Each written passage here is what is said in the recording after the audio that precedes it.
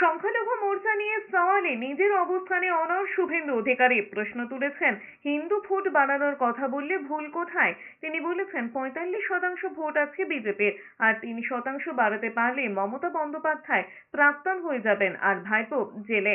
এর আগে ১৭ই জুলাই কেন্দ্রীয় নেতৃত্বের সামনে শুভেন্দু অধিকারীকে বলতে শোনা গিয়েছিল, সবকা সাথ সবকা বিকাশ নয়, জো হামারে সাথ হাম উনকে সাথ হ্যায়। এই ঘটনার পর রাজ্য রাজনীতির তোলপাড় হয়। বিজেপির রাজ্য সভাপতি সুকান্ত মজুমদার অবশ্য শুভেন্দু অধিকারীর বক্তব্য দলের বক্তব্য নয় বলে সাফাই দেন। তাদেরকে বোঝানো হয়েছিল 21-এ সিএ মানে এনআরসি, এনআরসি মানে ডিটেনশন ক্যাম্প। এবারে বলা হয়েছে এইবার 400 পার মানে হিন্দু রাষ্ট্র। 99% ভোট মমতা ব্যানার্জিকে দেয়। আর আমি যদি বলি আগামী বিধানসভা ভোটে আমার আরো 5% হিন্দুকে বিজেপিতে সরকার করতে হবে, ভুলটা কোথায় আপনি বলুন।